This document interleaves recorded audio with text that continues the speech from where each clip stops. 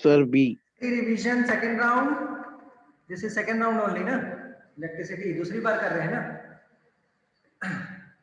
So we will more focus on numerical.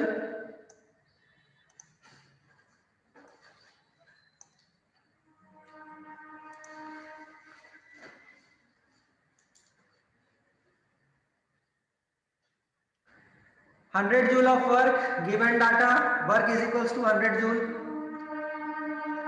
Moving charge 5 coulomb, capital Q equals to 5 coulomb.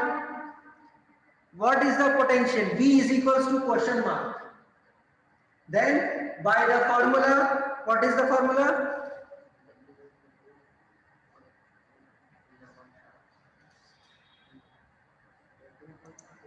Formula बताओ.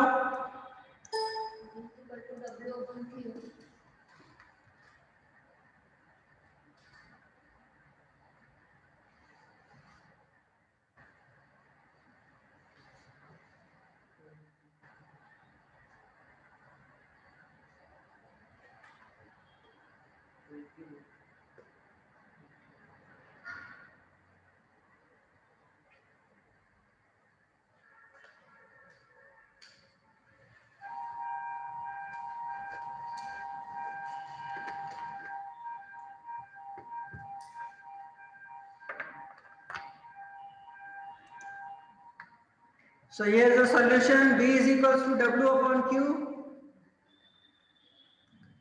We have the values of W as 100 joule and Q as 5 coulomb.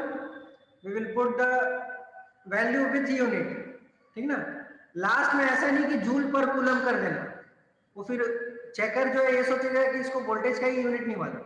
लिखे तुम सही हो joule upon coulomb, लेकिन वो exact unit नहीं है. Exact unit voltage का वोल्ट होता है. Done.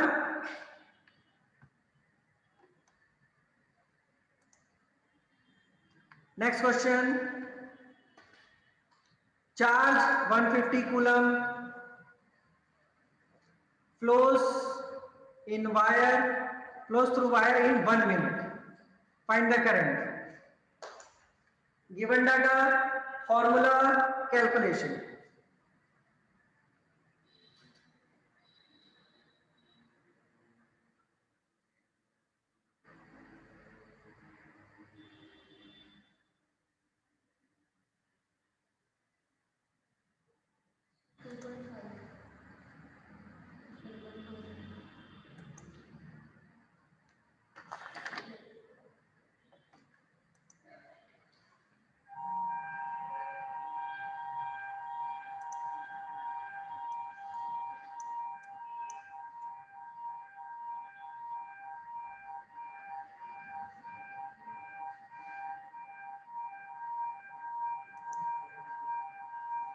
Let's see the solution.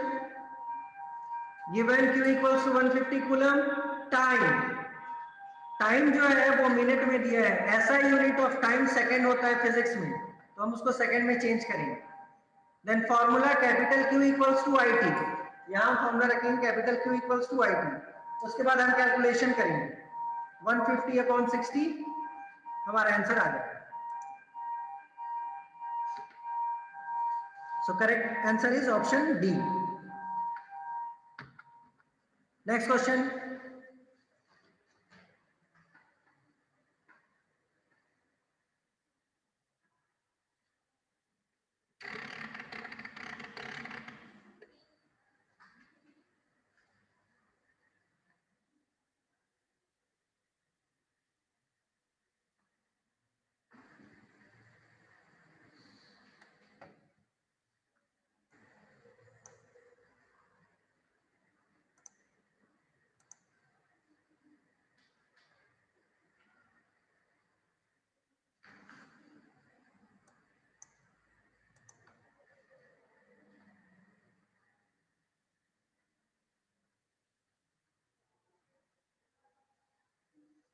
Given data, formula, then calculation.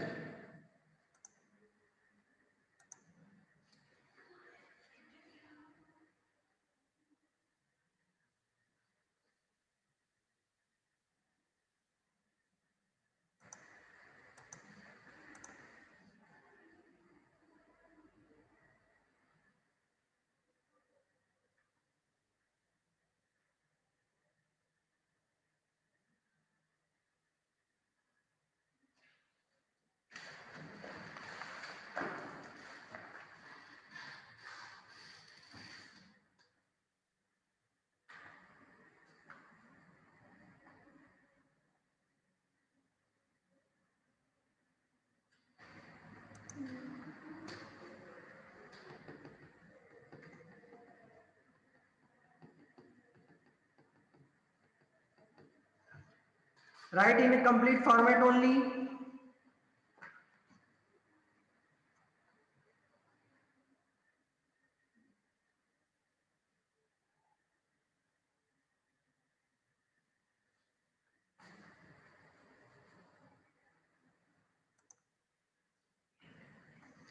Here's the solution. Radius. Why we need radius? Because we are having the formula R equals to rho L by A. In that A, ये जो है पाई are square, ये A की value है. Okay, ये जो पाई are square है ये A की वैल्यू है. बिकॉज जो वायर होता है वो सिलेंड्रिकल शेप में होता है और वायर का जो बेस होता है वही एक्चुअल में एरिया बताता है, बेस एरिया. क्योंकि लेंथ तो हमको मालूम है, rho L, L for length आ गया. अब जो बेस है वो बच गया, वो है पाई आर स्क्वायर, क्योंकि सर्कुलर रहता है सिलेंडर का बेस. और वहां पास हमको जरूरत पड़ेगा इस रेडियस का. तो ये जो हमने रेडियस लिया था सेंटीमीटर में, इसको हम मीटर में चेंज करेंगे.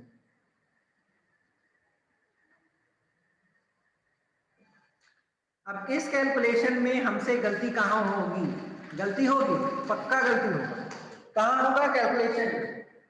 जब हमको दिया हुआ है 314 इंटू 10 का पावर समथिंग अपॉन 50 इंटू 10 का पावर, अगेन पावर चेंज है. उस समय हमको डेसिमल में फ्रैक्शन और डेसिमल का कैलकुलेशन, लेकिन हम जनरल कैलकुलेशन करते हैं जो हमको क्लास 4 फिफ्थ में सिखाया जाता है. क्लास 10 के बेसिस पे हम ये देखेंगे कि डिनोमिनेटर अगर या तो 1 हो जाए या 10 के पावर में रहे तो ज्यादा बेटर है. ठीक ना? तो हम क्या करेंगे, नीचे 50 है तो इस 314 को 50 से डिवाइड करने की कोई जरूरत नहीं.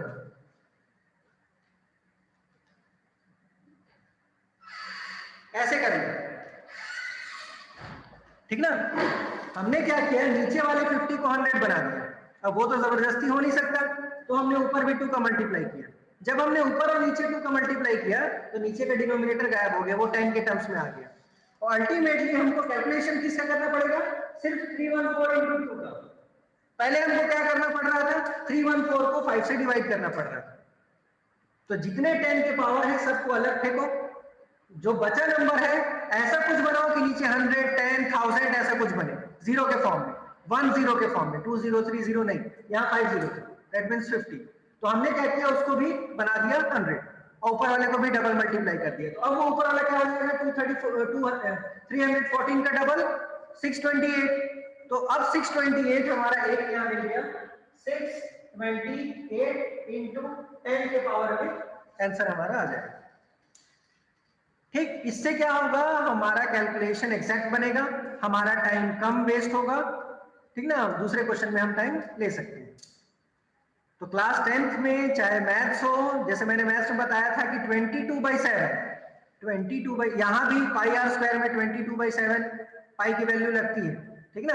तो उसको डायरेक्ट मत रख, अगर हो रहा है तो 22 को 2 इंटू 11 कर लो.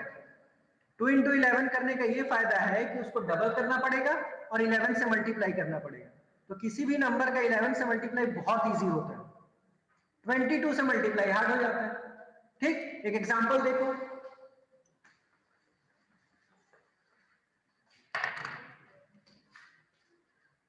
Twenty two by 7 into 9683.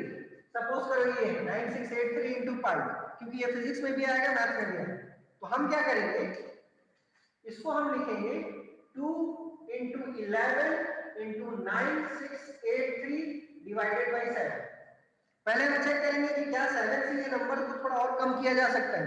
अगर नहीं तो हम पहले इस नंबर को डबल करेंगे. 2 3 is 6, 2 8 is 16, carry 1, 2 6 is 12, 1 13, carry 1, 2 8, 2 9 is 18, 1 19 into 11 upon 7. ये आ गया. ठीक ना? 19386 into 11. अब 19386 into 11 एकदम इजी है. इसका आंसर आएगा 6 4 2 0 13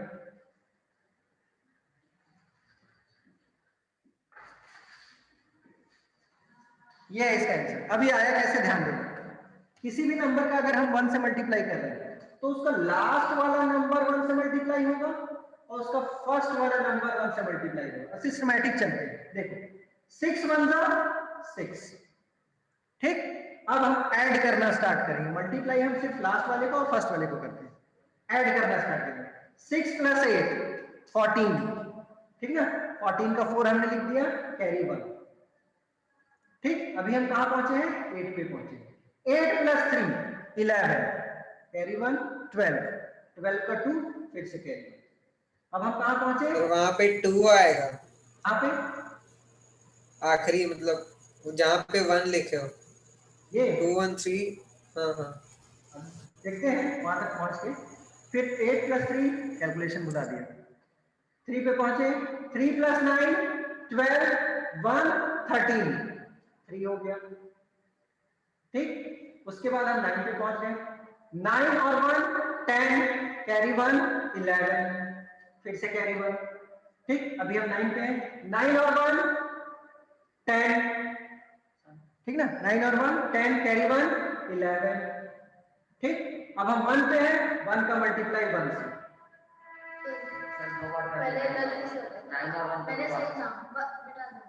ये थी। अब हम चेक कर लेते हैं, आयुष चेक किया, मैं तो चेक कर रहा हूँ, तो अभी तो उतना है सर, 2 1 आ रहा है, मैं कैलकुलेटर से चेक किया हूँ। तो 86 × 11 213, यस सर, 2 आएंगे। अच्छा कैरी 1 अभी भी है ना आपके पास, हाँ, अब 1 ही होते तो कैरी 1 जब हमने यहाँ आप उसी को ऐड कर दिए तो वो कैरी हो जाएगा। 1 और 1 2, ये तो 22/7, देखो 22 मल्टीप्लाई करने में कुछ नहीं जाएगा, मैं फिर से बोल रहा हूँ, एग्जाम हॉल में जब बैठोगे ना तो वही पुराना मेथड ही दिमाग में आएगा, लेकिन कैलकुलेशन इजी करने के लिए 11 से मल्टीप्लाई ज्यादा बेटर होता है। इसका प्रैक्टिस में मैक्सिमम खर्चा होगा आधा घंटा, उससे ज्यादा। सर इसको 2 से मल्टीप्लाई करें तो 6 होगा, 91366। फॉर्मेट में बता, ये हो गया।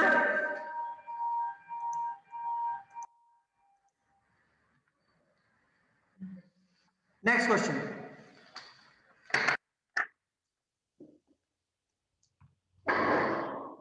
एनसीईआरटी का फॉर्मेट जो है पैरेलल के लिए 1/r1 + 1/r2, ये नहीं करेंगे, कंफ्यूज करता है वो भी, क्योंकि वो आंसर रेसिप्रोकल में देता है। सिंपल पैरेलल का फॉर्मूला है r1 r2/r1 + r2। 3/2 यहाँ पास ये दोनों सीरीज में है और इसका जो आंसर आएगा सिंपल 3 + 3 6 हो गया, और नीचे वाला उसके साथ पैरेलल में, ठीक ना। तो 6 × 3 18/6 + 3 9, तो 18/9 2 आ गया, ठीक ना। तो कंफ्यूज नहीं होना।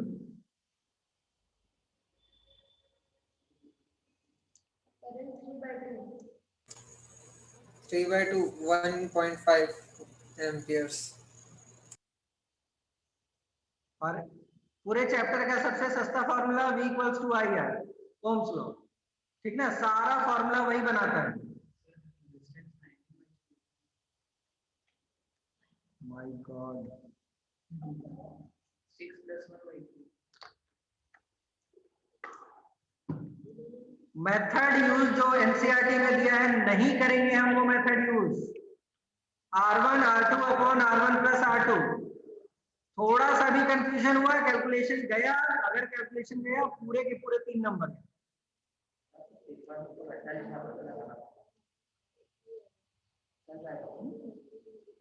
तो खुद लिख, बुक में भी लिखा है उसने R = r1 r2/r1 + r2, तो डिराइव करते समय जबरदस्ती बार बार 1/r1 + 1/r2 उसको करने की कोई जरूरत नहीं। अल्टीमेटली हमको जैसे उसको डायरेक्ट ऐड करना है बस। वाइट कुकिंग मेकर विनेगर है ना, डाल दे, बिंदास डाल दे, जो होगा देखा जाए। दर्शन माइक बंद करके बात किया करो। Oh sorry.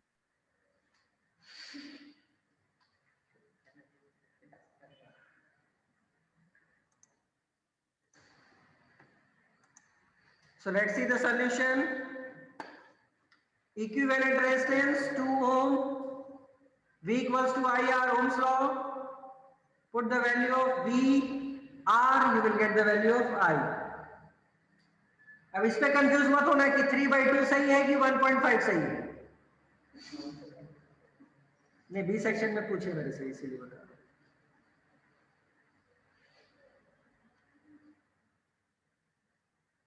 हो गया?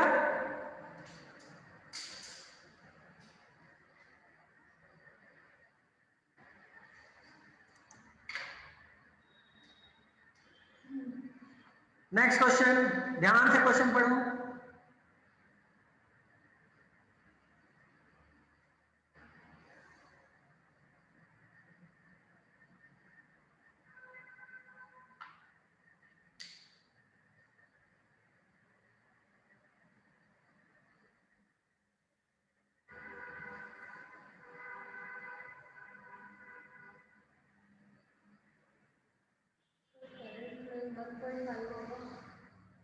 तुक्का नहीं मारना, ऐसे नहीं।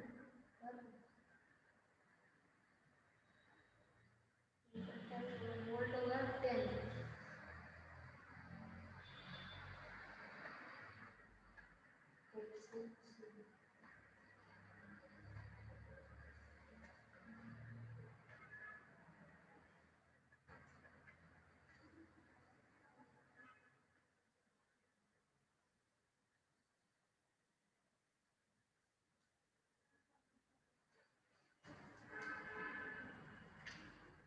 सर्किट डायग्राम में कंफ्यूज नहीं होना, ज्यादा हो तो 2 डायग्राम बना लेंगे, कोई दिक्कत नहीं है।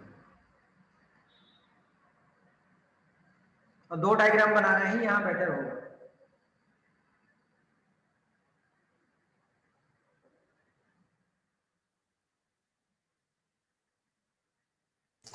Sir option A.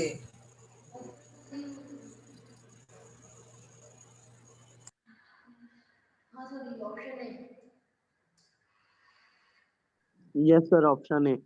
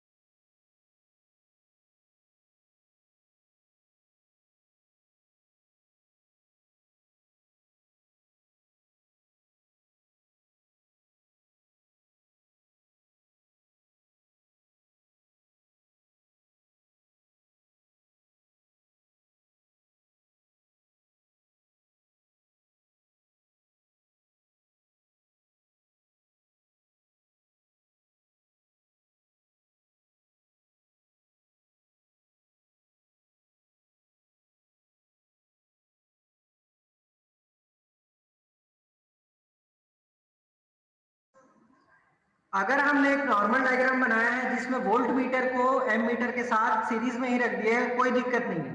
दूसरा डायग्राम में वोल्ट मीटर लगेगा, क्यों? क्योंकि जब हमारे पास पहले से 30 वोल्ट है तो वो दोबारा क्यों पूछ रहा है कि 10 ओम रेजिस्टर में कितना वोल्टेज है? दैट मीन्स वहां 2 वोल्टेज है उस सर्किट में। तो अगर हम एक डायग्राम बनाए हैं जिसमें वोल्ट मीटर और एम मीटर को हमने नॉर्मल एक सर्किट में रखा है, तो हमको एक और डायग्राम बनाना पड़ेगा, नहीं तो हमको मार्क्स नहीं मिलेगा। क्योंकि 2 वोल्टेज हमने अभी तक नहीं दिखाया है। 2 वोल्टेज हमको दिखाना पड़ेगा कि ये जो है ये भी एक वोल्टेज है और ये जो वोल्ट मीटर है ये भी एक वोल्टेज है, ठीक ना? ये दोनों वोल्टेज हमको वहां दिखाना होगा, क्योंकि अगर 30 वोल्ट है तो फिर दोबारा क्यों पूछ रहा है कि फाइंड द पोटेंशियल? सोचो। तो ये हमारा एग्जैक्ट डायग्राम है अगर सिंगल बनाना है तो। उसने पहले ही बोला, draw a circuit diagram to connect all the devices in correct order. तो वहां हमारा एक नॉर्मल डायग्राम बनेगा। अब फिर उसने क्वेश्चन चेंज किया, what is the current flowing and potential difference across 10 ohm resistor. तो यहां अपना पोटेंशियल मतलब जो वोल्टेज है वो चेंज हो जाएगा, क्योंकि वैसे भी जो टोटल वोल्टेज सीरीज में होता है वो सम ऑफ इंडिविजुअल वोल्टेजेस होता है, ठीक ना, इसीलिए हमको अलग वोल्टेज दिखाना होगा। सर्किट का 30 है तो 5 का अलग होगा, 10 का अलग होगा, 15 का अलग होगा।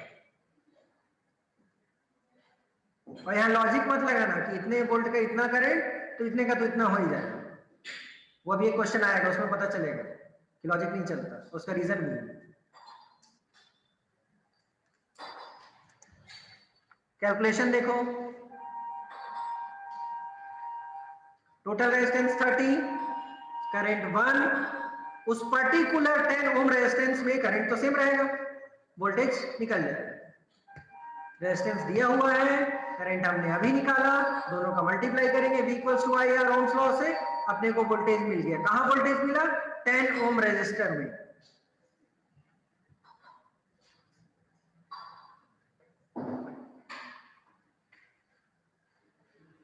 हो गया?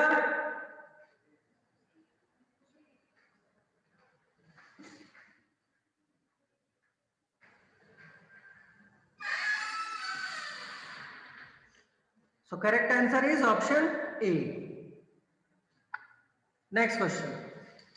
हाँ, यहां लॉजिक लगाओ कि 220 वोल्ट में 100 वाट है तो आधा कर दिए 110 में तो 50 होगा। तो ऑप्शन ए, कितने लोग का आ रहा है? अब मैं बोल दिया तो ये मत सोचना कि एकदम गलत ही होगा, लॉजिक लगा सकते हो। There is a difference between logic and calculation. जैसे डायरेक्ट और इनडायरेक्ट वेरिएशन हमने क्लास 8 में पढ़ा था, उस समय मैंने बोला था कि क्लास 8 का जो मैथ्स है वो पूरा क्लास 10th में आएगा।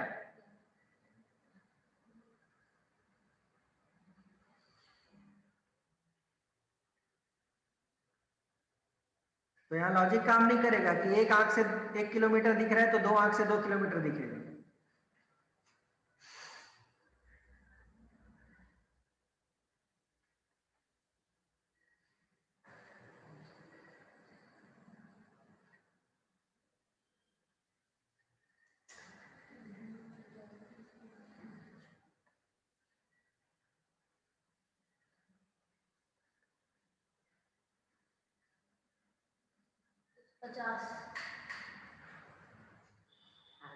हाँ, ये 50।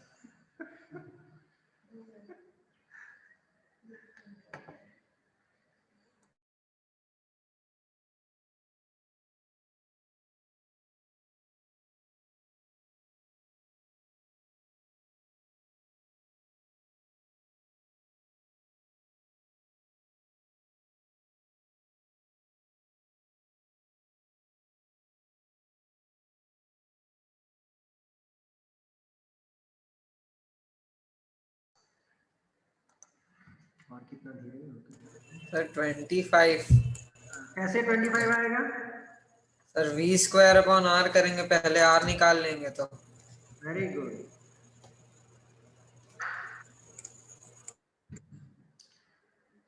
सॉल्यूशन देख लो, R की वैल्यू V²/P पावर के बेसिस पे, ठीक ना। घर पे भी हम देखते हैं कि अगर वोल्टेज कम ज्यादा भी हो तो भी जो बल्ब है वाट वाला वो ऐसे ही जलता है, भले हमारा टीवी ना चले, फ्रिज ना चले, बल्ब एज इट इज जलता है। क्यों? क्योंकि वो मेंटेन करता है वोल्टेज और रेजिस्टेंस को। और V इक्वल्स टू IR में ये बताया है कि वोल्ट अगर करंट और रेजिस्टेंस चेंज हो रहे हैं तो भी वोल्टेज सेम रहेगा। Example, V equals to IR, अगर V 10 है तो कंडीशन देखो, हो सकता है कि करंट 1 हो, रेजिस्टेंस 10, हो सकता है कि करंट 10 हो, रेजिस्टेंस 1, हो सकता है कि करंट 2 हो, रेजिस्टेंस 5, हो सकता है कि करंट 5 हो, रेजिस्टेंस 2। वोल्टेज को कोई फर्क नहीं पड़ता, 5 अलग अलग वैल्यूज भी रख दोगे तो, चाहे वो रेजिस्टेंस क्या हो या करंट क्या,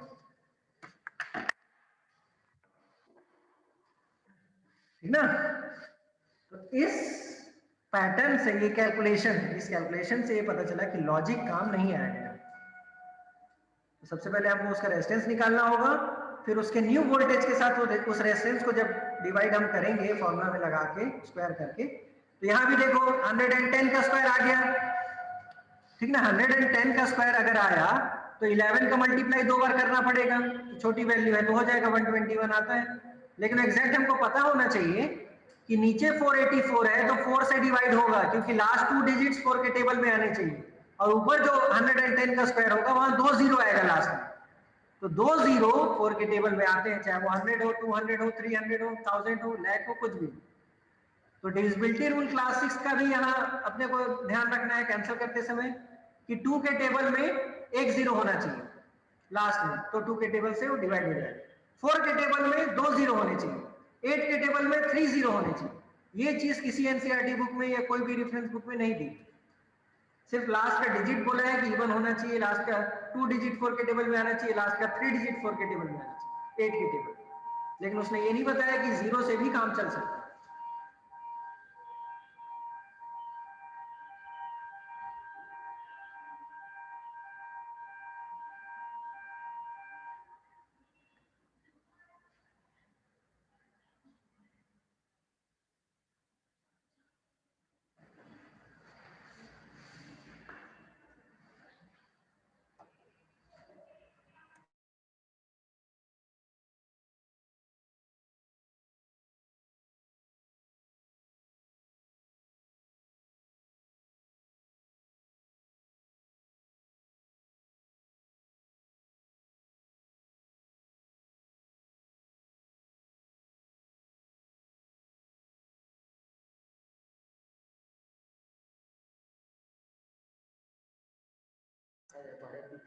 अगर P is equals to V I की वैल्यू रखोगे, पावर का वी आई पी जो एक होता है फॉर्मूला, पावर का करंट और वोल्टेज के टर्म्स में रिलेशन, तो उसमें सबकी वैल्यू 50 आएगी, तो वो गलत आ रही है। क्यों गलत आ रही है 50? क्योंकि जो रेजिस्टेंस है वो चेंज हो रहा है, ये चीज हम ध्यान नहीं दे रहे।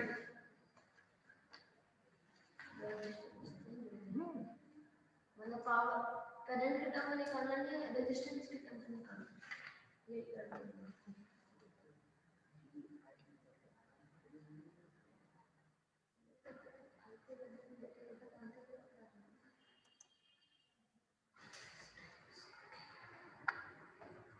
अब ये क्यों हुआ रेजिस्टेंस का खेल? क्योंकि जो टंगस्टन है बल्ब के अंदर एक बहुत छोटा सा रहता है स्प्रिंग के जैसा, वो मतलब हमको देखने में लगता है कि बहुत ही नाजुक है, वो टूट जाता है जल्दी, लेकिन उसका मेल्टिंग पॉइंट बहुत हाई रहता है। अगर उसी पतले वायर को हम फ्यूज में लगा देंगे पूरा घर उड़ा देगा, क्योंकि बहुत ज्यादा करंट पे ही वो पिघलेगा। तो ये एक रीजन है बल्ब के केस में कि टंगस्टन का जो मेल्टिंग पॉइंट होता है इतना हाई होता है कि हम उसको फ्यूज वायर में नहीं लगा सकते, और उसी की वजह से उसका जो पावर रहता है वो चेंज कर देता है, ठीक ना। तो इस क्वेश्चन में अगर लॉजिक नहीं लग रहा है तो उसका कारण है ये टंगस्टन, क्योंकि बल्ब का क्वेश्चन है। टंगस्टन बहुत हाई मेल्टिंग पॉइंट पे मेल्ट होता है, ठीक ना। एमसीबी लो वोल्टेज पे भी गिर जाता है, हाई वोल्टेज पे भी गिर जाता है, लेकिन जो बल्ब है वो जलता रहता है। नेक्स्ट क्वेश्चन, दो lamp, different power, same voltage, एक बार सीरीज में जोड़े, एक बार पैरेलल में जोड़े। मेन सप्लाई 220 का है जो हमारे इंडिया का है। करंट दोनों के केस में कितना होगा? सीरीज में करंट कितना होगा, पैरेलल में करंट कितना होगा?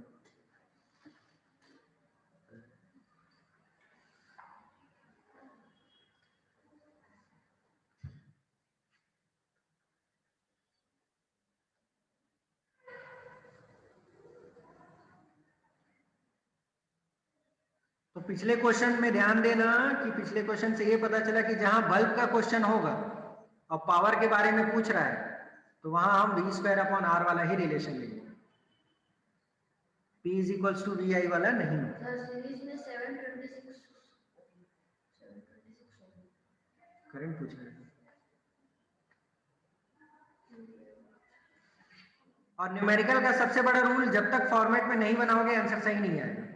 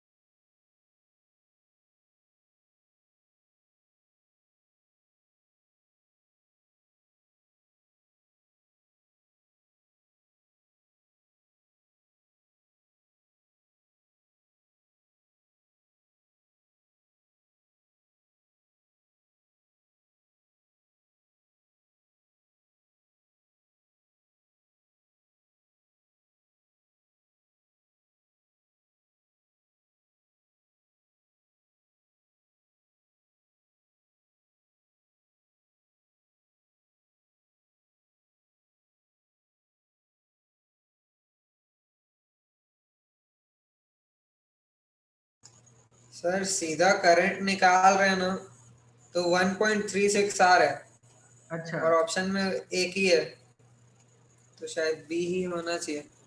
मतलब आई निकालने की जरूरत नहीं पड़ेगी। ठीक है, देखते हैं। इसने सेपरेट निकाला है रेजिस्टेंस ऑफ ईच लैंप। जब पावर गिवन हो, रेजिस्टेंस ही खेल बिगाड़ रहा है ना ऐसे न्यूमेरिकल्स का।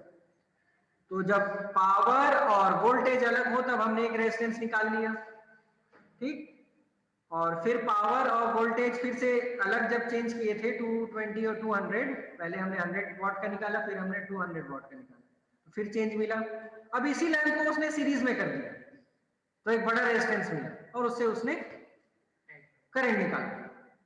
रेजिस्टेंस मिला जैसे ही उसने करंट निकाला। उसके बाद अब उस लैंप को उसने पैरेलल में जोड़ा और एक एक करके, ताकि कंफ्यूजन और ज्यादा ना हो, क्योंकि पैरेलल में वैसे भी कंफ्यूजन होता है ऊपर नीचे फ्रैक्शन का, तो उसने एक एक बल्ब का करंट निकाला और दोनों को जोड़ा।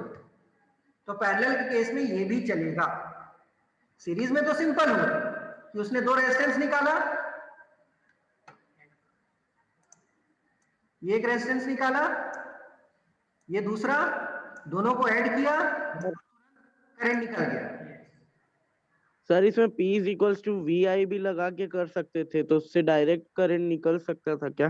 देखो, अगर हमसे जब पूछा है उसने कि सीरीज करंट और पैरेलल करंट कितना होगा, तो हमको जो मिलेगा पूरे सर्किट का करंट मिल जाएगा ना जब एक साथ निकालोगे। तो फिर हमको उस पूरे करंट को दो पार्ट में तोड़ना पड़ेगा कि इस बल्ब के लिए कितना करंट और इस बल्ब के लिए कितना करंट। उससे अच्छा हम एक कॉलम बनाए, इधर हम सीरीज का निकाले, इधर हम पैरेलल का निकाले, हमारे आंख के सामने एक पेज पे दोनों कैलकुलेशन चलेगा, तो गलती के चांसेस कम रहेंगे। इस चीज को समझो, ठीक ना। ये देखो, अब उसने पैरेलल में क्या किया है, व्हेन कनेक्टेड इन पैरेलल, उसने करंट 100 वाट बल्ब का निकाल लिया और फिर उसने करंट 200 वाट बल्ब का निकाल लिया और दोनों करंट को ऐड कर दिया, टेंशन खत्म। तो दो कॉलम अगर हम बनाए हैं एक पेज में, इधर सीरीज का बना रहे हैं, इधर पैरेलल का बना रहे हैं, कहीं अगर कुछ डाउट भी आए तुरंत देख लेंगे। अगर हम एक के नीचे एक लिख रहे हैं तो समझ में नहीं आएगा, तो पूरा पेज भर गया है। तो सरफेस एरिया, वॉल्यूम और ये ऐसे क्वेश्चन जहां कंपेयर का तुरंत कॉलम बना के करें, उससे हमको पता चलेगा। हाइट एंड डिस्टेंस में भी यही होता है, हाइट एंड डिस्टेंस मैथ में भी यही होता है कि हम एक लाइन से बनाते जाते हैं, जबकि हमको पता है हमको वहां दो ट्रायंगल मिल रहा है, एक ट्रायंगल इधर बना लो, एक ट्रायंगल इधर बना लो। इसका जो डिस्टेंस होगा हो सकता है इसका हाइट हो जाए, 45 डिग्री पे ऐसा होता है, बेस और परपेंडिकुलर सेम हो जाता है। तो कंफ्यूजन क्यों आता है, 10√3 कभी आ रहा है, कभी 10/√3 आ रहा है, दोनों को लगता है कि हाँ 10√3 भी सही है और 10/√3 भी सही, लेकिन आंसर तो कोई एक सही होगा ना। वो कैसे पता चलेगा, कंपेयर करें।